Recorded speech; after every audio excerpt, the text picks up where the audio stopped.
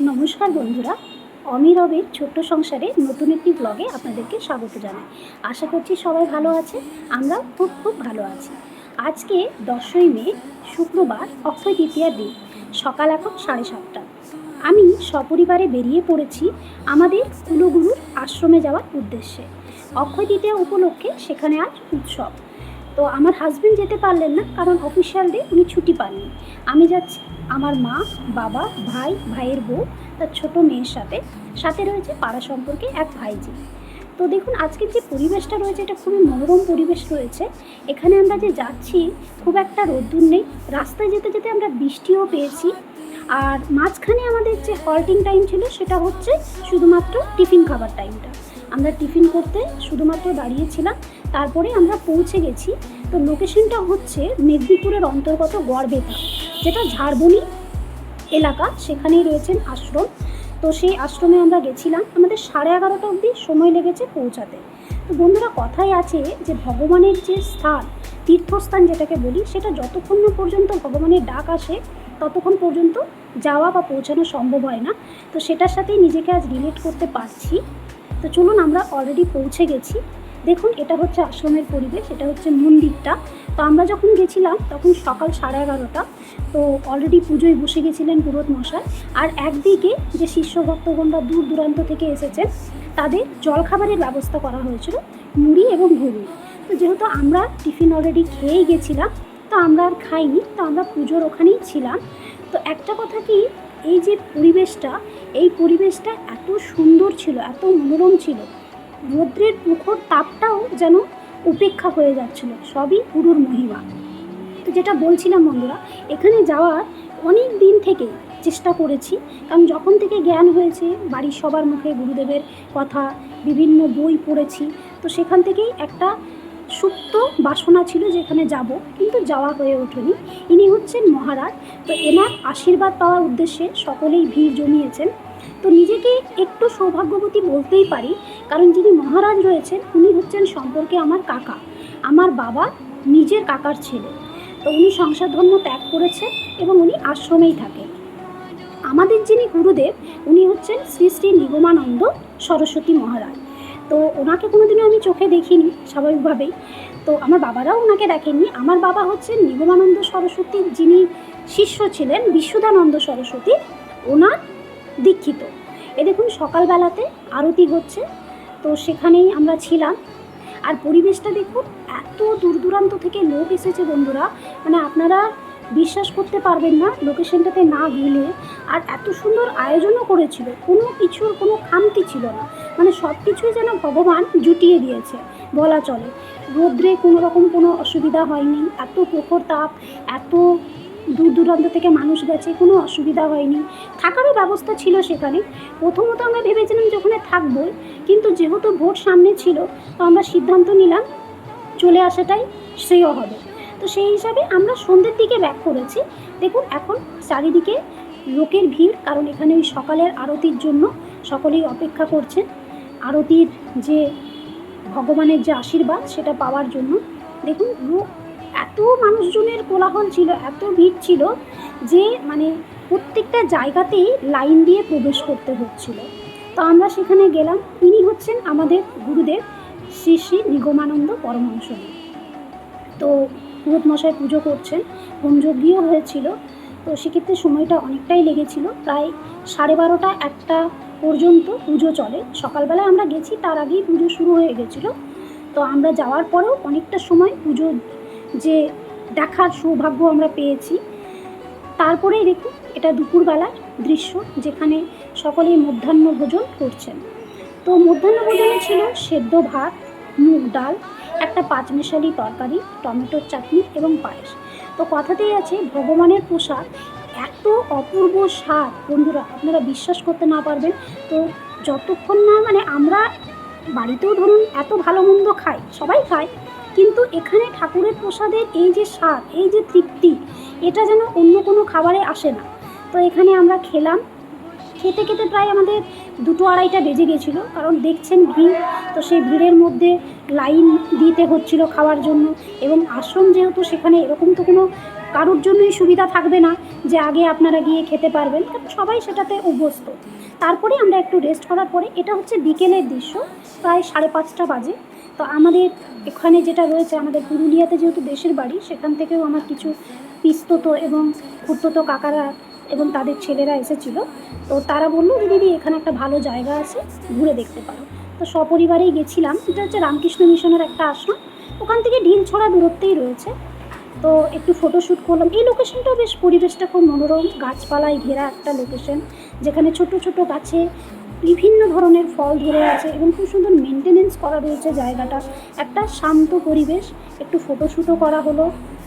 তারপরে আবার আমরা আশ্রমে ফিরে যাব ঠিক করেছি। এটা হচ্ছে আমার কাকার সমস্ত ছেলেরা, সাথে আমার ভাইও রয়েছে। দেখুন পরিবেশটা খুব সুন্দর। তো আমার ভাইয়ের ছোটো মেয়ে, সে এতটা খোলামেলা জায়গা পেয়ে সে নিজের মনের আনন্দেই একটু বেশ ঘোরাফেরা করলো, একটু তারপরে দৌড়াদৌড়ি করলো। তারপরে আমরা এখানে কিছুটা সময় অতিবাহিত করার পরে আমরা ফিরে এলাম। দেখুন লোকেশনটা এত সুন্দর, একটা শান্ত স্নিগ্ধ পরিবেশ, যেখানে একটা ঢিলছড়া দূরত্বে, আশ্রম থেকে ঢিলছড়া দূরত্বে। আশ্রমে তো অবশ্যই শান্ত পরিবেশ ছিলই, সেখানে গরু পালন করা হচ্ছে, বিভিন্ন ধরনের পাখি পালন করা হচ্ছে। তো সেখান থেকেই, মানে আশ্রম এমন একটা জায়গা যেখানে ফল থেকে শুরু করে সমস্ত দুধ বলুন, সবজি বলুন, সব ওনারা চাষ করেই ওনারা ওখান থেকে উৎপাদন করছেন, এবং সেটাই আশ্রমের যে কাজ বা আশ্রমের যে সেবাতে নিয়োজিত হচ্ছে। দেখুন আমাদের পুচকুটা কেমন খেলা করতে করতে যাচ্ছে।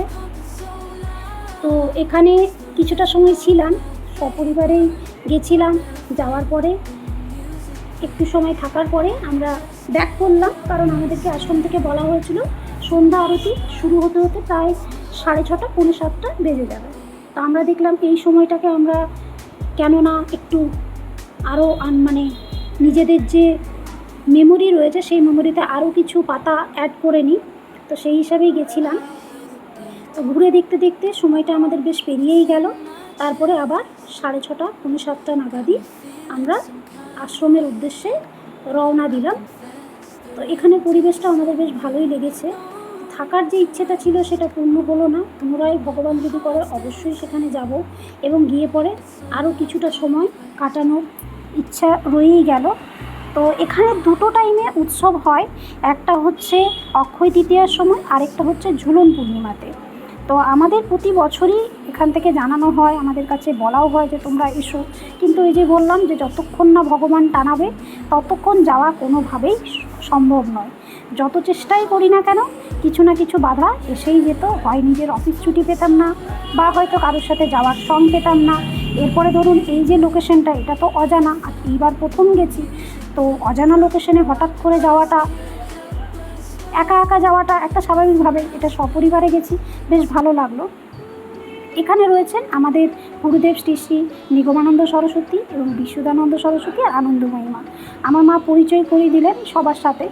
তারপরে আমরা এখান থেকে একটু ঘুরে ঘুরে দেখলাম, কারণ আশ্রমের চারিদিকেই গুরুদেবের বিভিন্ন ধরনের ছবি, এবং আশ্রমের ওখানে গুরুদেবের বই এবং কিছু চমৎকার যেগুলো হয়েছে। দেখুন একটা কথা তো আছেই, আপনারাও মানেন যে বিশ্বাসে মেলায় বস্তু, তর্কে বহুদূর। তো সেই জিনিসটাই সত্যি, কারণ যারা মানেন তাদের কাছে ভগবান আছেন, এবং যারা মানেন না তাদের কাছে হয়তো আলাদা কিছুও হতে পারে। তো সন্ধে আরতি শুরু হয়েছে। সন্ধে আরতির ওখানে আমরা ছিলাম কিছুটা সময়। তো সকাল দিকে আশ্রমে যিনি রান্না করেন, রাঁধুনি, তিনি অত্যন্ত বয়স্ক একজন মানুষ। তা এত মানুষের রান্না যেহেতু করা হয়েছিল, তো সন্ধ্যের দিকে উনি ভীষণই ক্লান্ত হয়ে পড়েছিলেন। তো উনি সবার কাছে একটা আবদার রেখেছিলেন সন্ধ্যের দিকে, যে যাতে সন্ধ্যার যে সেবা হবে সেটা যেন অন্যান্য কেউ যদি দায়িত্ব নিয়ে করে সেটার জন্য। তো সেক্ষেত্রে আমার সমস্ত ভাইয়েরা বলল ওনারাই এই রান্নাটা সন্ধ্যাটা সারবে। তো সন্ধ্যাতে হয়েছিল রুটি এবং তরকারি। তো এই রুটি তরকারিটা আমার ভাই এবং আমার খুড়তো পিস্ততো ভাইরা সবাই মিলেই বানালো। এ প্রসঙ্গে বলে রাখি, আমাদের যিনি গাড়িতে করে নিয়ে গেছিলেন যে দাদাটি, উনিও অত্যন্ত ভালো মানুষ ছিলেন। উনিও নিজে দায়িত্ব নিয়ে সমস্ত আশ্রমের কাজে যথারীতি সহযোগিতা করেছেন। যেন সেখানে মানে একটা এমন পরিবেশ ছিল বন্ধুরা, সে পরিবেশটাতে গেলেই মনে হচ্ছে যেন সমস্ত মানে ঠাকুরের একটা জায়গাতে এলে যেমন হয় যে সমস্ত নিজ দায়িত্ব নিয়ে মনে হচ্ছে সবাই সবাইকে অনেক দিন থেকে চিনি। তো সেই রকম একটা পরিবেশ, খুব ভালোই কাটলো দিনটা। আর বেশিরভাগই শিষ্য ভক্তগণরা দুপুরবেলা মধ্যাহ্নভোজনের পর বিকেল দিক করে চলে গেছিলো। আমরা সন্ধ্যা অবধি ছিলাম, কারণ আমরা আবার এটাও ভাবছি যে আবার কবে আসা হবে, সেই লালসা নিয়ে যে না এত দূর থেকে যখন এসেছি সন্ধ্যা আরতিটা দেখেই যাব। তো রাত্রি 8:30 নাগাদ আমরা ওখান থেকে আবার রাত্রের খাওয়া দাওয়ার পর বেরোলাম। তো আমাদের পৌঁছাতে পৌঁছাতে প্রায় 11:30 বেজে গেছিলো।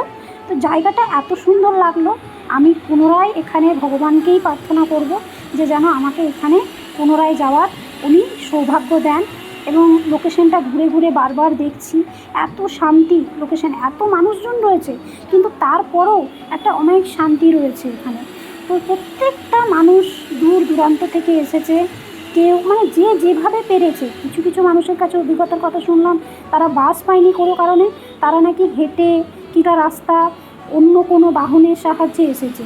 মানে যেন ঠাকুরের উৎসবকে দেখার জন্য মরিয়া সমস্ত ভক্তগণ তারা যে কোনো প্রকারে এখানে পৌঁছানোর উদ্দেশ্যে বেরিয়েছিল। তো ইনি হচ্ছেন মহারাজ, উনি সবার সাথে কথা বলছেন এবং আমার সাথেও কথা বললেন, আমিও ওনার আশীর্বাদ লাভ করলাম।